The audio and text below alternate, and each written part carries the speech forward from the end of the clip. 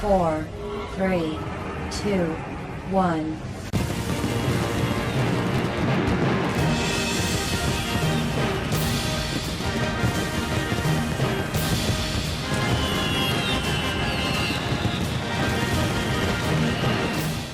네, 안녕하세요. 시청자 여러분. 새해가 밝았습니다. 새해 복 많이 받으시고요. 저는 당신의 아나운서 황지영입니다.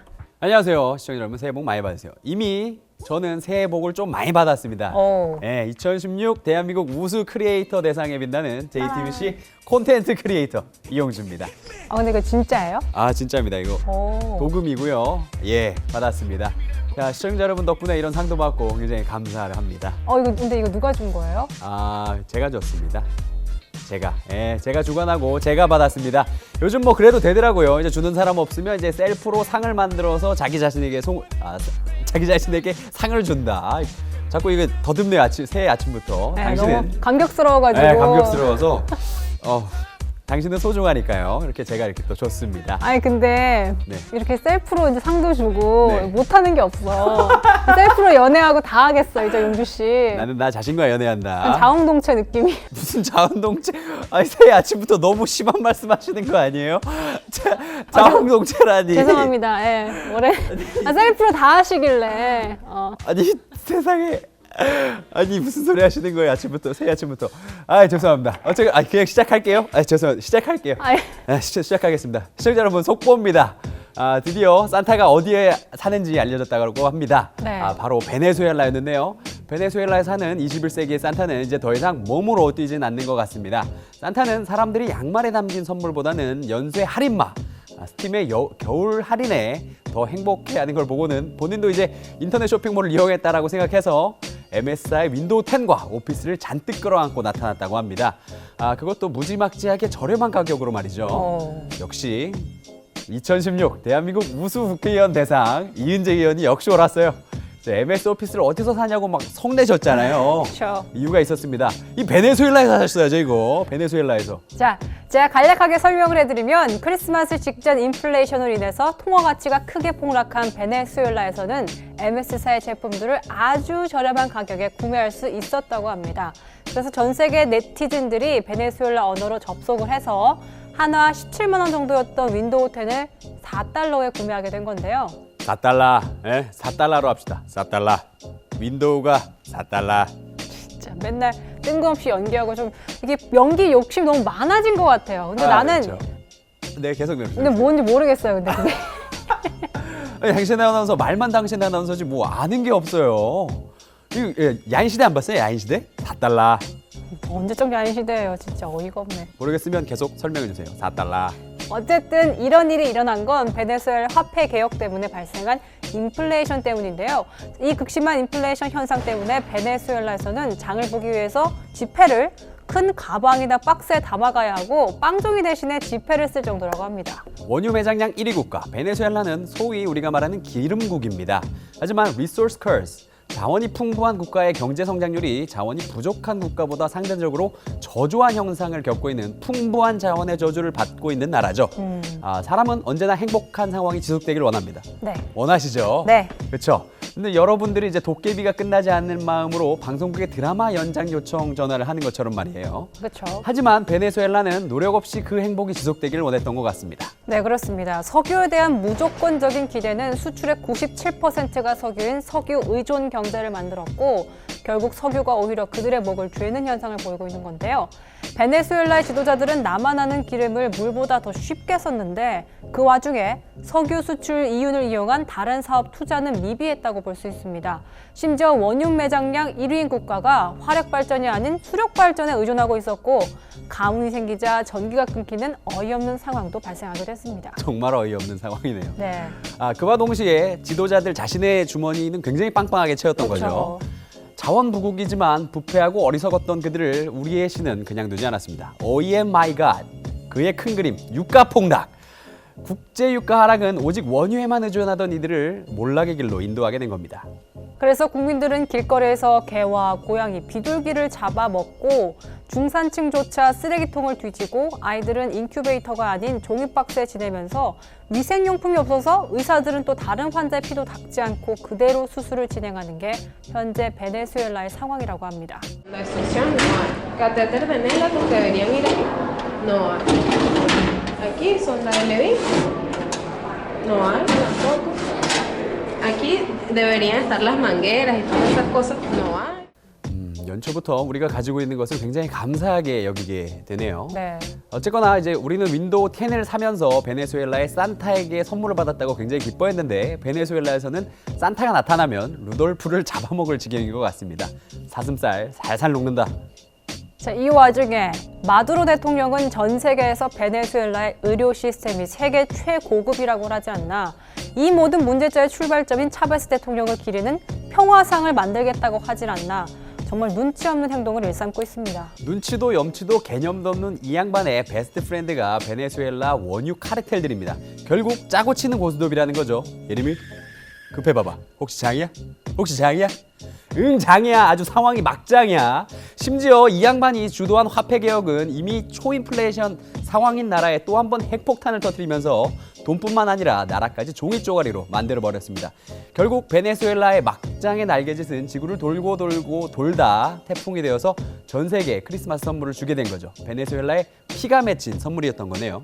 자, 봐봐. 뜬금없이도 예림이? 이게 뭐야? 예림이? 느끼해. 혹시 예림이야? 아무튼 내가 예림이겠니? 죄송합니다. 죄송합니다. 자, 크리스마스는 정말 행복한 날이지만 죄송합니다.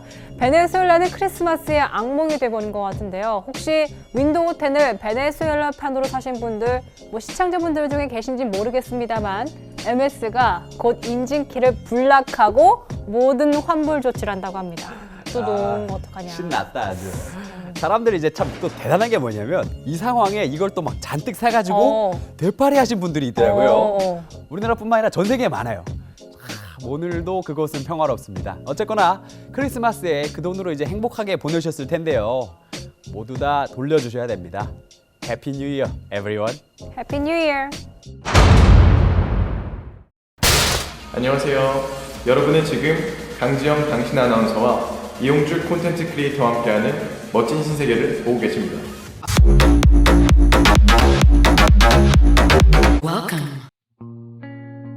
안녕하세요. 멋진 신세계 시청자 여러분, 김보겸입니다. 오늘은 1월 1일이네요. 2017년 새해 첫날부터 인턴 브리핑 전해드리게 되어서 기분이 참 좋습니다. 인턴 브리핑 시작하겠습니다. 2016년이 우리에게 가르쳐준 것이 하나 있다면 그것은 바로 예측은 쓸데없는 일이다 라고 했던 영국 일간지 가디언은 지난주 2017년 유럽 정세 예측을 하는 시나리오를 공개했습니다. 쓸데없는 일이라고 했으면서 말입니다. 기사의 주된 내용은 레제프 타이예프 에르도안 터키 대통령의 인내심이 한계에 달하면 발생할 수 있는 이야기였는데요. 이야기의 발단은 다음과 같습니다. 유럽연합은 2016년 3월 터키와 협상을 했습니다. 장기간 이어지는 시리아 내전으로 인해 삶의 터전을 잃은 시리아 난민들의 유럽행 행렬을 어떻게 해결할지 고민하던 유럽연합은 유럽 입국을 거부당한 난민들을 터키로 송환하는 내용의 난민협정을 맺습니다. 그 조건으로 유럽연합은 터키에게 60억 유로, 한화 7조 3,500억 원이라는 거금의 지원 약속과 함께 터키의 유럽연합 가입 논의를 재개하고 비자를 면제해주기로 약속했습니다.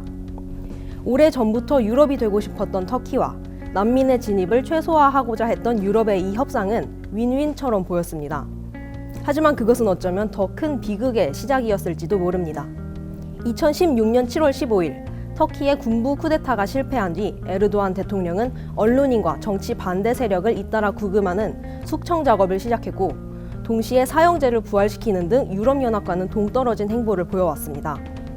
이를 지켜보던 유럽은 결국 터키의 유럽연합 가입 협상과 비자 면제를 논의하기 어려운 상황이라고 입장을 표명했습니다. We are the ones saying today rule of law has to be protected in the country. There is no excuse for any steps that takes the country away from that. Thanks. 가디언의 비관적인 시나리오는 여기에서 시작합니다. 에르도안 대통령이 만약 이 상황에서 유럽 가입이고 뭐고 지금이야말로 국경을 열어서 터키에 묶여있는 수많은 난민과 이민 희망자들을 유럽으로 이동시키기 좋은 시기다 라고 생각하고 이를 실천으로 옮긴다면? 유럽은 2017년에 난민 홍수를 맞이하게 되고 그와 함께 불어올 불안과 고립주의의 태풍을 피하기 어려울 것으로 가디언은 전망하고 있습니다. 물론 시나리오는 유럽 진입의 문고리를 잡고 있는 에르도안의 마음에 따라 얼마든지 바뀔 수 있습니다. 그리고 대선과 총선 등 2017년 주요 선거를 앞둔 절박한 유럽 정상들은 터키와 대화를 해야 한다라는 입장을 고수하고 있습니다. 도널드 투스크 EU 정상회의 상임의장은 몇 달 내로 EU 지도자와 터키 간 회담을 할 것이라고 밝혔는데요. 과연 가디언의 시나리오가 맞아떨어질지는 회담을 지켜봐야 할 것 같습니다. 여기까지 인턴 브리핑이었습니다. 여러분 새해 복 많이 받으세요. 새로운 코너 인기 없는 이용주의 인기 없는 의견 그 첫 번째 시간입니다. 일단은 여러분들 집에 가지고 계신 달력을 꺼내주시기 바랍니다. 저는 지금 이렇게 JTBC 달력을 가지고 나왔는데요. 2017이라고 되어 있죠. 자 그러면 이제 펜을 꺼내서 이 앞에 1을 써주시기 바랍니다. 1이요. 지금은 2017년이 아니라 12,017년입니다. 아시다시피 서기 2017년은 예수 그리스도가 탄생한 해 강탄년을 기준으로 2017년이 지났다는 의미입니다. 그런데 이 그레고리력은 요즘 아이돌 그룹 이름처럼 숫자와 영어에 약한 사람에 대한 배려가 전혀 없습니다. 예를 들어서 제1회 올림픽 경기가 개최된 BC 776년이 몇 년 전인지 알려면 이 776을 더해야 되나 빼야 되나? B1, A4는 몇 년 전이지? AD는 왜 AC 아니고 AD지? NCT 127년은 무슨 일이 일어났지? 도무지 이해가 안 됩니다. 심지어 예수님의 탄생 연도를 측정했던 로마의 디오니시우스 엑시구스는 실수로 예수님의 탄생 연도를 3년에서 7년 정도 틀렸다고 하는데요. 디오니시우스, 너 때문에 연도가 다 흐트러졌으니 책임져. 어쨌거나 2017년이라는 연도를 아직도 쓰는 건 굉장히 구시대적이고 심지어 종교적 형평성에도 어긋난다는 지적이 적지 않았죠. 그래서 체잘 에밀리안이라는 과학자는 홀로신 캘린더라는 것을 주장했습니다. 현재 쓰고 있는 월과 일을 그대로 두고 연도 앞에 1을 더 붙여서 인류의 역사를 달력에 담자는 거죠. 홀로신, 한국말로는 전신세, 지질학적으로는 후빈기를 뜻하는데 그때를 기준점으로 연도를 세자는 주장입니다. 그럼 12,017년에는 무슨 일이 일어났나? 인류의 농업혁명이 일어났고 인간이 첫 석조 건물을 세웁니다. 사냥과 채집만을 하던 인류가 곡물과 동물들을 키우기 시작했습니다. 우리가 사랑하는 개도 그때부터 우리 인간과 함께 했습니다. 그리고 그 뒤로 인류에 일어난 모든 일들을 이 방송에서 차마 다 말씀드리긴 어렵습니다. 다만 현재 인류가 보낸 로봇이 화성에서 셀카를 보내주고 있고 인류는 지구 행성을 지배하다 못해 파괴에 이르고 있습니다. 물론 우리가 사용하고 있는 그레고리력의 0년부터 현재 2017년까지 인류는 폭발적으로 성장했습니다. 하지만 전신 세력 홀로신 캘린더로 보면 0년에 농업혁명이 일어나고 그 뒤로 4,000년이 지나서야 청동기 시대가 시작됩니다. 시작과 동시에 4,000년 동안 흙수저로 밥을 먹은 건데요. 그리고 8,000년이 돼서야 민주주의가 처음으로 역사에 등장하고 그제서야 고양이가 인간과 함께 살기 시작합니다. 고양이가 개와 다르게 우리의 말을 듣지 않는 이유는 사실 우리가 키운 지 얼마 안 됐기 때문이죠. 어쨌거나 인류 초반의 발전 속도는 느려도 너무 느려서 상상만으로 숨이 멎는 것 같습니다. 그나마 이게 신석기라서 좀 낫지 구석기 시대에는 60배속 슬로우 모션으로 침팬지들의 비석치기를 보는 것처럼 굉장히 답답하죠.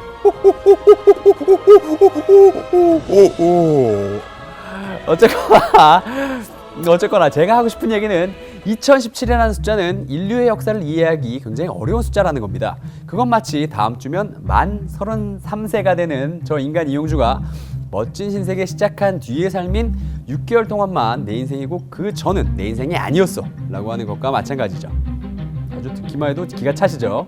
인류도 마찬가지입니다. 리얼 흙수저로 밥을 먹던 12,000년 전부터 시청자 여러분이 안녕하세요. 네, 지금 거기 계신 지금 거기에서 이 인터넷으로 현재 이 방송을 보기까지 인류는 상상 이상으로 오랜 시간 동안 이 푸르고 창백한 점에 존재해 왔습니다. 그리고 또 믿을 수 없는 많은 일들을 겪으면서 성장을 했죠. 역사를 잊은 민족에게 미래는 없다라는 말을 우리는 굉장히 좋아합니다. 그것은 비단 민족만의 일은 아닐 겁니다. 인류의 역사를 잊은 인간에게 미래는 없다.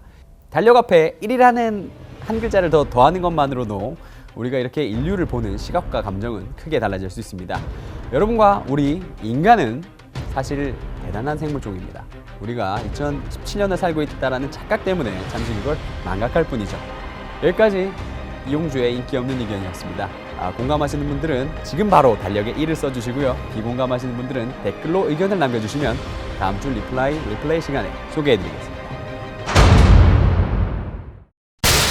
이번 주 인트로 영상을 보내주신 분은 동대문에 살고 계신 28살 김용조님입니다.